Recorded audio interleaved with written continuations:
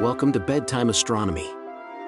Explore the wonders of the cosmos with our soothing Bedtime Astronomy podcast. Each episode offers a gentle journey through the stars, planets, and beyond, perfect for unwinding after a long day. Let's travel through the mysteries of the universe as you drift off into a peaceful slumber under the night sky. I want you to start by visualizing something with me. Picture a massive, heavy velvet tapestry, and it's pitch black, absolutely lightless. But woven into this black fabric are these brilliant, shimmering threads of gold and silver. It's a pretty classic image, right? Yeah, that's the standard metaphor for the universe. Yeah. People call it the cosmic web. Right. Because when we look up at the night sky or, we look at those incredible composite images from NASA, that is exactly what we see. We see the light. We do. We see billions of galaxies swirling in the void, glowing with the heat of trillions of stars. We fundamentally define the universe by what shines. Well, because that is what our eyes are built to do. Right. We are biological light detectors. Our entire history of astronomy, from the ancient Greeks drawing constellations to Hubble taking deep field images, has been biased toward luminosity. If it glows, it exists. Exactly. And if it doesn't glow, we assume it's just empty space, the void. But, and this is why we are here today doing this exploration, what if that assumption is fundamentally flawed? It's a huge question. What if that tapestry is actually full of things woven with black thread against a black background? Objects that are massive, complex, and gravitationally significant, but effectively invisible. It is a really disquieting thought when you dig into the research. Yeah. It suggests that our map of the universe is not actually a map of mass. Oh, interesting. Yeah, it's merely a map of light bulbs. Yeah. And we might be missing the vast majority of the furniture in the room, so to speak. That is exactly what we are unpacking today. We're looking at a specific discovery from our sources that challenges the very definition of what a galaxy is. Yes. We are talking about a ghost hiding in the Perseus Cluster, a galaxy named CDG2. CDG2 is just a fascinating case study. It's an object that breaks the usual rules of galactic formation. Breaks the rules feels like an understatement to me. When I was reading the research on this, one statistic jumped out and just sat there staring at me. The mass ratio. Yes. We usually think of galaxies as star factories, right? But this galaxy appears to be 99% dark matter. 99%. It is an immense figure. So if I'm doing the math right, that leaves roughly 1% for the stuff we can actually see.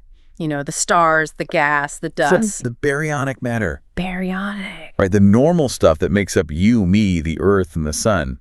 In this galaxy, all of that is essentially a rounding error. That is just wild to think about. But before we get too far into the wow factor of it all, I want to push back on this a little bit. Sure. We talk about dark matter a lot. We know our own Milky Way has dark matter. It does. We know it's the gravitational glue that keeps galaxies from spinning apart. So is 99% actually that weird? What is the standard ratio? That is a very important distinction to make. You are right. Almost every galaxy has a dark matter halo. But typically, the cosmic ratio is about 5 to 1. 5 to 1. 5 parts dark matter to 1 part visible matter. Okay, so 5 to 1 versus 99 to 1. Exactly. In a normal galaxy like the Milky Way, the dark matter provides the structure, but the visible matter, the gas and stars, has collapsed into the center to form a bright, churning disk. Right, the spiral we always see. Yeah, the baryonic physics are very active. Yeah. In CDG2, that process seems to have short-circuited entirely. Short-circuited how? Well, it's like a house built almost entirely of invisible bricks, with just a few specks of dust floating inside to prove it's actually there. Which brings us to the definition problem. If you have a clump of dark matter with almost no stars, is it even a galaxy? Or is it just a halo that failed to do anything? That is the existential crisis astronomers are grappling with right now. Really? Oh, yeah. Traditionally, a galaxy is defined by its starlight. But objects like CDG2 suggest that a galaxy should really be defined by its gravitational potential, its dark matter halo. So the stars are just an afterthought. Exactly. The stars are just the ornamentation. They aren't the structure itself. So our mission today for you listening is to understand this ghost. We aren't just going to gawk at the 99% number. We really need to understand the detective work here. The methodology is the best part. Because finding something that emits almost no light in a universe that is incredibly big and incredibly dark seems like an impossible task. It borders on the impossible. This isn't just an observation. It's really a forensic investigation. It really is a cosmic crime scene. We have a ghost galaxy hiding in a very rough neighborhood called the Perseus Cluster. Very rough. We have a team of detectives using 3 of the most powerful telescopes ever built. And they used a technique that I found absolutely brilliant in the source material. Oh, he's so clever. They didn't look for the galaxy itself. They looked for the, let's call them the ornaments. The globular clusters. They were hunting for globular clusters. So let's set the scene. We are going to the Perseus Cluster. A very chaotic, noisy place in the universe. Let's start with the visual, or I guess the lack thereof. The research comes from a collaboration involving NASA, the European Space Agency, and the University of Toronto. Mm-hmm. And they released an image from the Hubble Space Telescope. Mm-hmm. Now, usually when you see a Hubble press release, you expect fireworks. Well, you expect nebulas, pillars of creation, giant sweeping spiral arms. You expect high contrast. Bright whites, deep blacks, vibrant colors all over the place. Right. But I looked at the image for CDG2, specifically the crop they provided in the material. There is a dashed red circle drawn on the blackness of space just to tell me where to look. And what did you see? Inside that circle, I literally had to wipe my monitor. I thought it was a smudge on my screen. It is incredibly underwhelming to the naked eye, isn't it? It looks like noise. It's just a faint, barely there haze. That is what astronomers classify as a low surface brightness galaxy. Low surface brightness. The term is quite literal. The surface brightness, meaning the amount of light emitting from any given square arcsecond of the sky, is so low that it's barely distinguishable from the background radiation of the universe. So let's try to ground this for you listening. If I were in a spaceship floating just outside this galaxy, looking out the window, what would I see? Would I see a galaxy? Yeah, honestly, you wouldn't see a structure. You wouldn't see a disk or spiral arms or a glowing core. Nothing like that. No. You would see a very sparse scattering of faint stars. It wouldn't look like a cohesive object. It would just look like you were in a slightly more populated region of empty space. It's a galaxy running on 1% battery. That's a good analogy. To put a number on it, the paper notes that CDG2 has a total luminosity equivalent to roughly 6 million sun-like stars. Okay, stop there. 6 million suns. To me, and probably to you listening, 6 million suns sounds like a blinding amount of light. That sounds huge. It sounds massive in human terms, yes.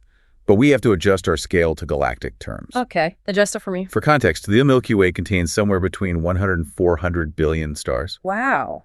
100 to 400 billion. So do the math there. Yeah. 6 million versus 400 billion. CDG2 is putting out less than 0.01% of the light of the Milky Way. That is nothing. It is a whisper compared to a shout. And it's not just that it's faint, it's where it is. We are looking at an object inside the Perseus galaxy cluster. How far away is this? We are looking at a distance of roughly 300 million light years. 300 million light years. I want to pause on that number because I think we get really numb to millions and billions in space talk. It's hard for the human brain to process. Right.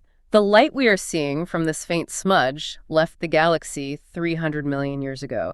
That's the Paleozoic era on Earth. Long before the dinosaurs. We're talking about the time when the first reptiles were just emerging on Earth. The continents were in completely different positions. So we are trying to spot a faint collection of 6 million stars, which is basically nothing, from a distance that is incomprehensibly far away. Yes. It's like trying to see a candle on the moon, but the candle is behind a giant searchlight. The searchlight being the rest of the Perseus cluster. You have to understand, Perseus is one of the most massive objects in the entire known universe. Really? Oh, yeah. It contains thousands of galaxies. It is full of hot, X-ray emitting gas. Mm-hmm. It is bright, it is crowded, and it is gravitationally noisy. Finding CDG2 in there is statistically nightmarish. And that leads me to the how. If you can't just stand the sky and see it, because as we established, it looks like nothing, how do you find it? You can't just zoom in on every single pixel of the sky. No, you would never finish. Yeah. The universe is too big. You need a marker. You need a proxy. Enter David Lai. He's the lead researcher from the University of Toronto on this project. Yes. And his team didn't start by looking for the galaxy itself. They started by hunting for those ornaments we mentioned earlier. They went looking for globular clusters. Okay, let's unpack globular clusters, because to me, it sounds like a type of candy or maybe a geology term. What exactly is a globular cluster in this astronomical context? It is one of the most ancient and fundamental structures in the cosmos. A globular cluster is a very compact spherical group of stars. Spherical. Right. Imagine a ball maybe 10 to 30 light years across, but packed with tens of thousands, sometimes even millions of stars. So it's a super dense city of stars. Extremely dense. Yeah. In the solar neighborhood where we are, stars are light years apart. In the core of a globular cluster, they are packed cheek by jowl. And the key characteristic for this study is that globular clusters are typically found orbiting normal galaxies. Orbiting them, like moons around a planet. Kind of. The Milky Way has about 150 of them. They swarm around the galactic halo like bees around a hive. Okay, so the clusters are the bees, the galaxy is the hive. Right. Now imagine you are looking at a hive at night from a mile away. Okay, it's pitch black. You can't see the hive itself. It blends completely into the darkness of the trees. But suppose the bees are bioluminescent. Suppose they glow. Ah. If I see a swarm of glowing bees hovering in a specific tight formation, I can safely assume the hive is sitting right in the middle of them. That is precisely the logic. This is the big breakthrough. CDG2 is the first galaxy detected solely through its globular cluster population. I want to make sure I really get the difficulty of this, though. At 300 million light years away, does a globular cluster look like a ball of stars in a telescope? No. Even with Hubble, at that immense distance, a globular cluster is what we call a point source. Meaning? It looks like a single pixel. It looks exactly like a single faint star in our own Milky Way that just happens to be in the foreground. Yeah. Or it looks like a very distant background galaxy. So you have a field of view full of thousands of tiny dots. Some are foreground stars, some are background galaxies, and a very small few are these globular clusters. Exactly. How do you know which are which? That is the real trick of this whole endeavor. You can't just look at the dots individually. You have to look at the statistics of the dots. The statistics, explain that. This is where David Lie's work is so incredibly impressive. Yeah. They used a sophisticated algorithm to scan the overall distribution of these points of light. Okay. Random noise, meaning your foreground stars and your background galaxies, tends to be distributed somewhat uniformly across the sky, or at least randomly scattered. It's just a general spread. Right. But globular clusters that belong to a single galaxy aren't random at all. They're gravitationally bound to each other and to the host galaxy. They cluster together. So they were specifically looking for a tight grouping of dots. Exactly. They were looking for a statistical anomaly. The algorithm essentially asks, is there a region in this patch of sky where I see 3 or 4 of these specific point sources huddled together in a way that is highly unlikely to happen just by random chance? I see. It's like walking into a crowded sports stadium. You can't tell who knows who just by looking at the giant sea of faces. No, you can't. But if you see 4 people standing in a tight little circle, facing each other, ignoring everyone else, you assume they are a group. They came together. That's a perfect analogy. The algorithm flagged these friends. It said, hey, at these specific coordinates, there are 4 objects that seem to be hanging out together. And because gravity works the way it does? Yes. If you have 4 massive star clusters hanging out in the tight group, there must be something massive in the middle holding them there. And that unseen massive something is the dark matter halo of CDG2. Correct. Using this method, they identified 10 previously confirmed low-surface brightness galaxies. Which proved the math works. Exactly. It validated the tool.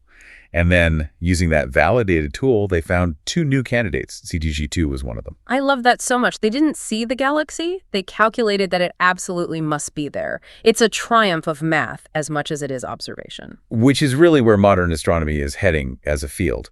We are rapidly moving from point-and-shoot astronomy to massive data mining. But as with any good detective investigation, just having a suspect isn't enough. You can't publish a paper saying, the math says there's a galaxy here, trust us. You definitely cannot. You need to verify it. You need to see the body to keep the crime scene metaphor going. And that requires the heavy artillery. It does. The verification triad. I really like the sound of that from the research. It does sound official, doesn't it?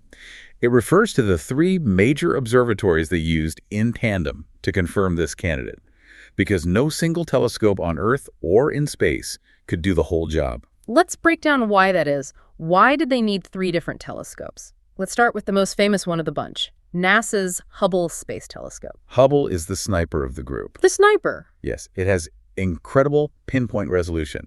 They needed Hubble to confirm that those 4 suspicious dots were actually globular clusters and not just something else masquerading as them. So Hubble gives you the fine detail.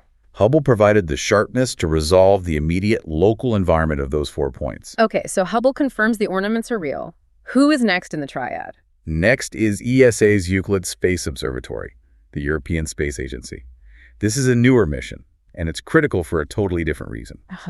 Hubble has a very, very narrow field of view. It basically looks at a tiny straw hole of the sky at any given moment. Euclid, on the other hand, is wide angle. It surveys huge swaths of the cosmos all at once. But why do you need a wide angle to see a tiny, faint galaxy? You need context. You need to know that this tight grouping of 4 clusters is truly isolated in space. Oh, I see. You need to see the surrounding neighborhood to ensure these clusters aren't just the far outskirts of some other much bigger galaxy nearby. Euclid confirms the isolation. Got it. Hubble zooms in to check the details, Euclid zooms out to check the neighborhood, and the third telescope. The Subaru telescope. This is a ground-based monster located on Mauna Kea in Hawaii. Now, why do we need a ground telescope if we already have 2 amazing space telescopes? Usually we think space is better because there's no atmosphere to distort the image. Space gives you clarity, yes. But ground gives you size. You can build much bigger things on the ground. Size matters here. Very much. The Subaru telescope has a primary mirror that is over 8 meters wide. Hubble's mirror is only 2.4 meters. That's a huge difference. It is. Think of it like catching rain. A bigger bucket catches more rain. In this case, the rain is light photons. So Subaru is essentially a giant light bucket. Exactly. They needed Subaru's immense light-gathering power to try and detect the incredibly faint glow between those clusters, the actual galaxy itself. And this is the real moment of truth in the story. They combine the data from the sniper, the wide angle, and the light bucket. What did they actually find?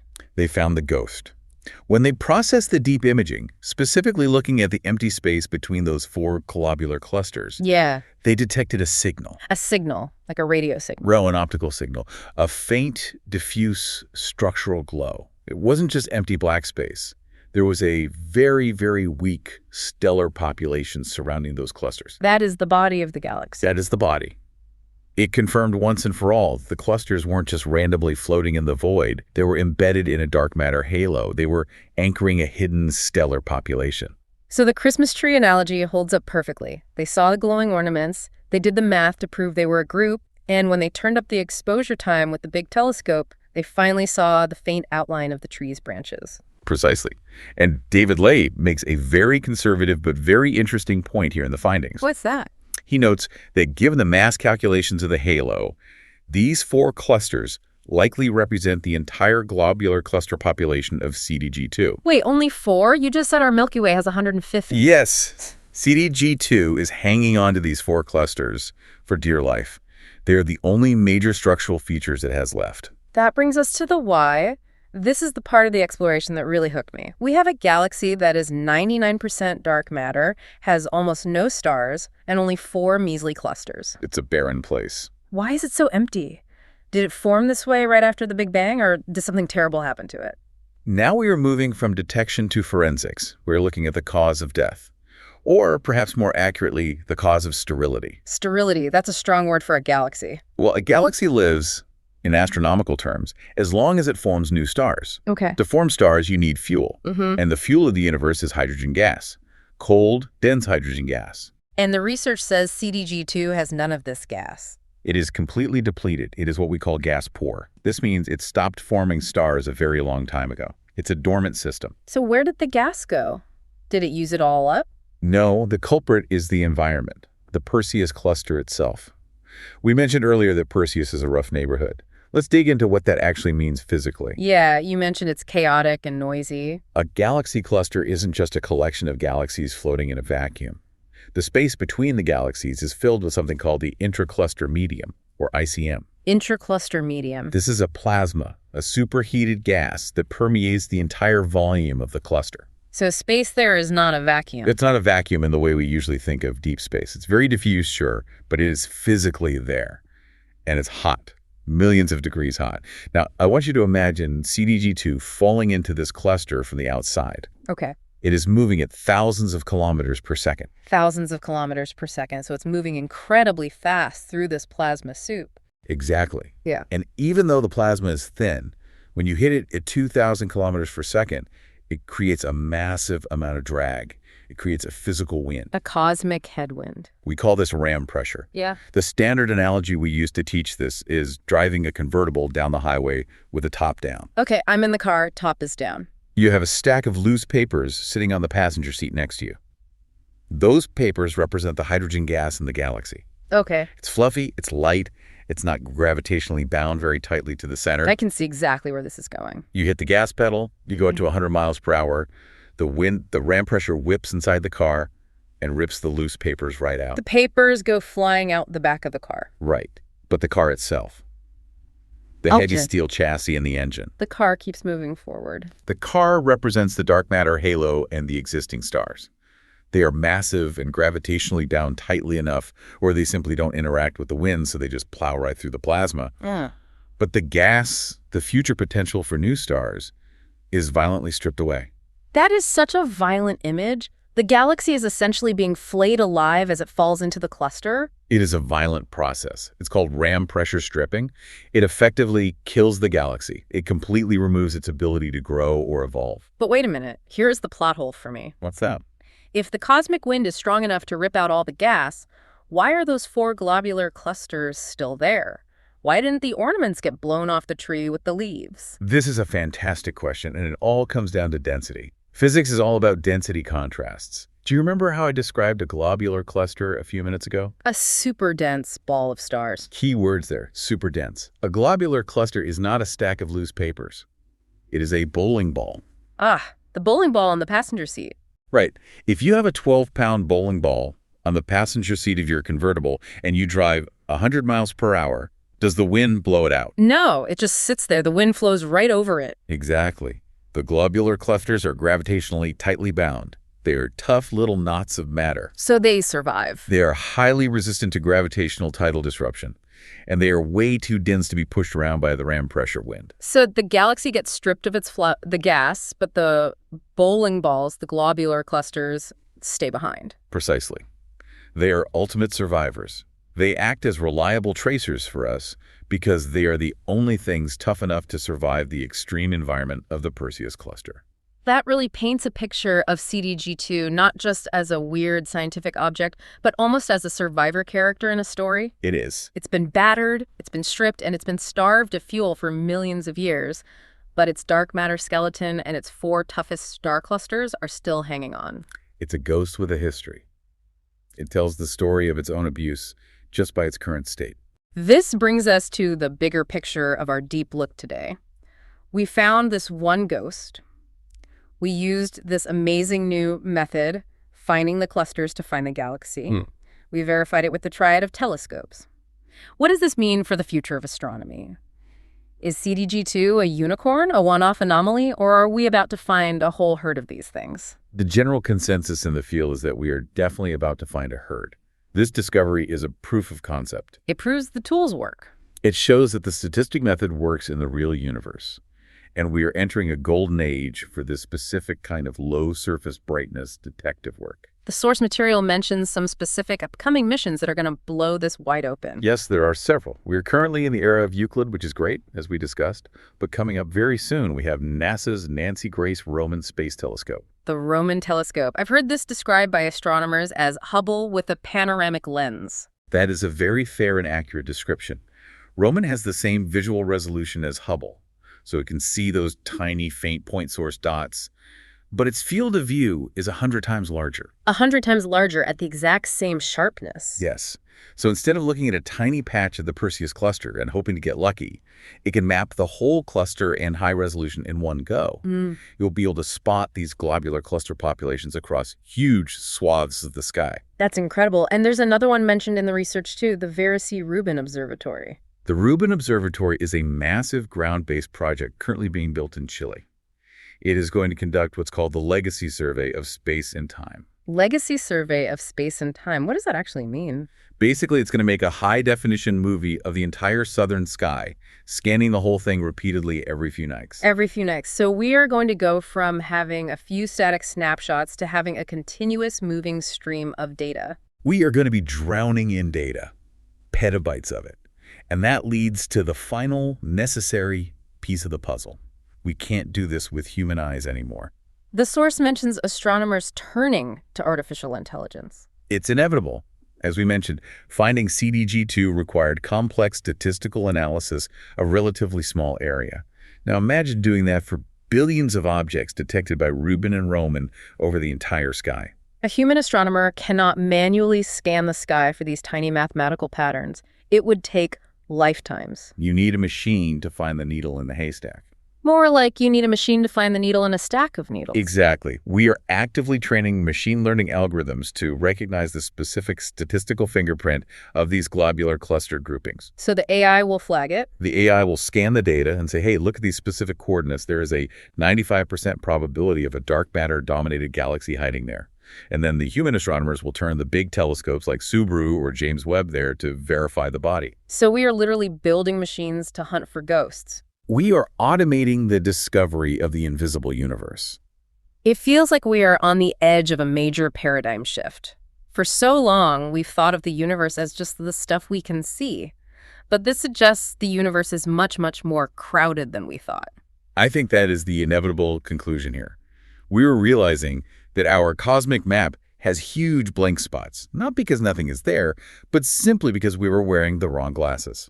So let's bring this all together for you listening. We started with a wild headline. A galaxy that is 99% dark matter. CDG2.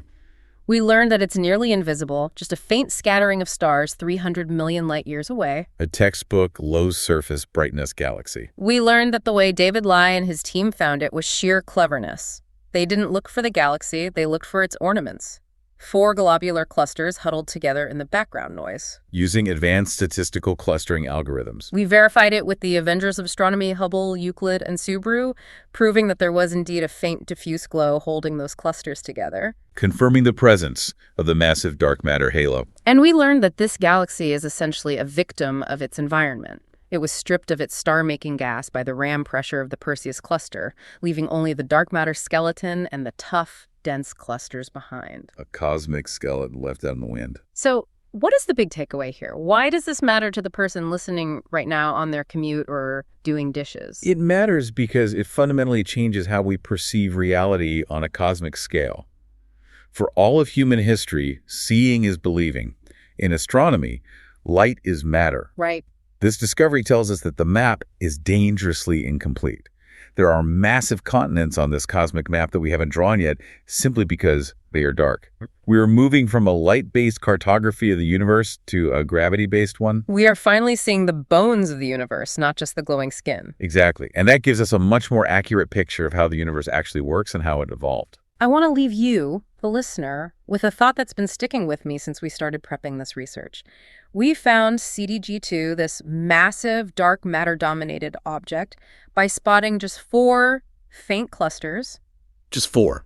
4 tiny, ambiguous dots in the darkness. Yeah, it really was a needle in a haystack. So if we found this one ghost using just 4 faint clues, how many billions of invisible galaxies are sitting right in front of our faces right now? It's a staggering thought. How many times have we looked at a pitch-black patch of empty sky thinking it was the void, when really we were staring directly at a massive galaxy just waiting for the right algorithm to reveal it? The universe is likely a lot more crowded and a whole lot darker than it looks to our eyes. Thanks for exploring the dark with us today. Always a pleasure to be here. Keep looking up, everyone, even at the empty parts. Catch you next time.